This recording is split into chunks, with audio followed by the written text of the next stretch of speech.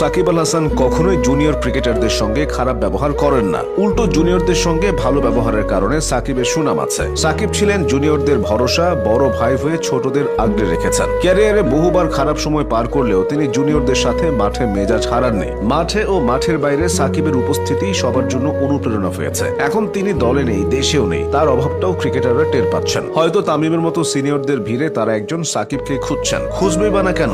জুনিয়রদের অধিকাংশ একজন সাকিবকে দেখে ক্রিকেটার হয়েছেন। আফিফ থেকে মাহেদী, শান্ত থেকে সাইফুদ্দিন, আইডল হিসেবে তারা সবাই সাকিবের নামটাই বারবার বলেছে। তরুণ ক্রিকেটারদের সাথে সাকিবের এই সখ্যতার কিছু রহস্য আছে। ক্রিকেটার হিসেবে সাকিব দেশ সেরা, তার ক্রিকেটীয় মস্তিষ্কটাও সবার সেরা। যখন অধিনায়ক হিসেবে দলে ছিলেন তখনও বারবার তিনি সেটা প্রমাণ করেছেন। অন্য অনেক অধিনায়কের মতো তিনি আবেগের বশবর্তী হয়ে সিদ্ধান্ত নিতেন না। তার দলে তিনি বয়স্ক ক্রিকেটারদেরও প্রাধান্য দিতেন না। সাকিব চান তরুণরাই দলের হাল ধরুক, তরুণদের মাধ্যমে ক্রিকেটটা ছড়িয়ে পড়ুক। বিশ্ব ক্রিকেটের দিকে নজর দিলে তার এমন চিন্তা ভাবনাকে খুবই বাস্তববাদী এবং ফলপ্রসূ মনে হবে। অস্ট্রেলিয়া ও ইংল্যান্ডের মতো দলগুলো তরুণ ক্রিকেটারদের পেছনে লম্বা সময় ধরে বিনিয়োগ করে। এতে অনেক সময় ব্যর্থতা আসলেও তারা সেসবকে পাত্তা দেয় না, কারণ একটা না একটা সময় যুব ক্রিকেটাররাই দলের আস্থা হবে। কিন্তু বাংলাদেশে এই চিত্র খুব একটা দেখা যায় না। মাশরাফির আমলে হোক বা তামিমের সময় জুনিয়রদের থেকে সিনিয়ররাই জাতীয় দলে বেশি প্রাধান্য পেয়েছে। সেখানে ব্যতিক্রম কেবল সাকিব আল হাসান। যতবারই দায়িত্ব পেয়েছেন তরুণদের নিয়ে নতুন ভাবে শুরু করেছেন।